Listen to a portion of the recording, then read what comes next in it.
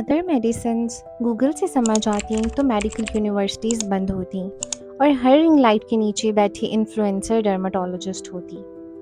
एक influencer camera on करती है, फिल्टर लगाती है और कहती है use this daily, it's life changing. हाँ, लाइफ चेंजिंग जैसे केमिकल बर्न्स लाइफ बदल देते हैं।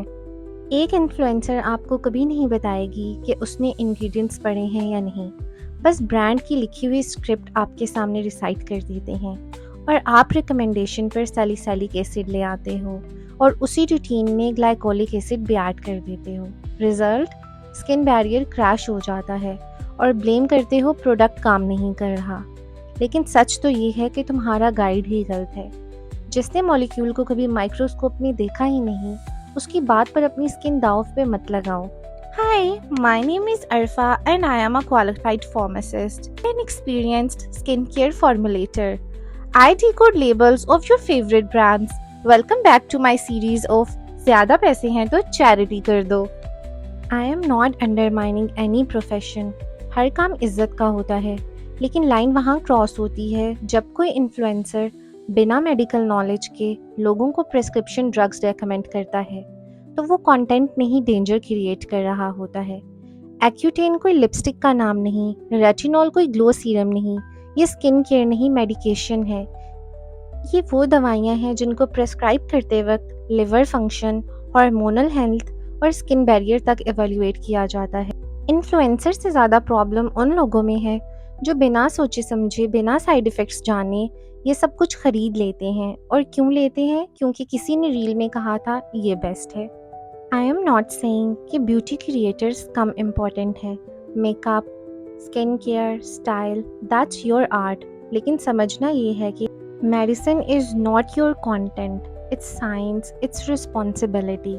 और अगर आपको उसका फॉर्मूला भी नहीं पता तो उसकी रिकमेंडेशन का हक भी नहीं बनता। जब कोई इन्फ्लुएंसर एक ही इशू के लिए 5 अलग अलग सीरम्स रेकमेंड करता है सिर्फ इसलिए कि पांचों ब्रांड ने कोलैब भेजा था, तो ऑनेस्टली मुझे समझ नहीं आता ये स्किन केयर एडवाइस है या मनी मेकिंग का business. Medical people they know जिंदगी और जहर के बीच में फ़र्क क्या होता है। आई एम अ फार्मासिस्ट और फ़र्क सिर्फ नॉलेज का नहीं होता, अप्रोच का भी होता है। अपनी स्किन का फार्मूला उनसे पूछो जिन्होंने केमिस्ट्री पढ़ी है, कोलैब नहीं लिया। These influencers don't even know your skin layers. They don't know the anatomy of your skin as well as not the pharmacology of the medicines they are recommending you. देखना ये होता है कि product किस skin type पे कैसे react करेगा, क्या हिस्ट्री है यूज़र की, कौन सा कॉम्बिनेशन सेफ है और यूजेज सीक्वेंस क्या होना चाहिए। ये सिर्फ एक सजेशन नहीं होती, ये एक रिस्पॉन्सिबल डिसीजन होता है। ऑल्सो फ्यू फार्मासिस्ट नाउअडेज बिना सोचे समझे स्पॉन्सर्ड प्रोडक्ट्स प्रमोट कर रहे हैं। ना तो पेड पार्टनरशिप मेंशन करते हैं और ना ये बताया जाता है कि ये सजेशन किसी मेडिकल नीड पे बेस्ड है या सिर्फ ब्रांड के मूड पर। आई एम नॉट सेइंग कि ब्रांड डील्स लेना गलत है, पर अगर आप एक हेल्थ केयर प्रोफेशनल भी हो तो याद रखना आपकी लॉयल्टी पेशेंट की सेफ्टी के साथ होती है, ना कि ब्रांड की इनवॉइस के साथ। और इन्फ्लुएंसर्स टू, अगर कोई प्रोडक्ट स्पॉन्सर्ड है तो ऑनेस्टी दिखाओ, मेंशन करो कि ये पेड है।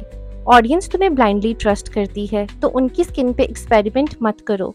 इतना याद रखना, जो भी आप प्रमोट करते हो वो किसी के हार्मोन को, लिवर को या कॉन्फिडेंस को अफेक्ट कर सकता है। तो प्लीज़ साइंस के नाम पे सेल मत करो। ट्रुथ बोलना प्रोफेशनलिज्म की पहली शक्ल होती है। Take advice from professionals, not people who pronounce retinol as retinol. Thanks for watching. अगर आपको इस तरह का कंटेंट पसंद है तो make sure you subscribe to my channel and like this video. Bye bye.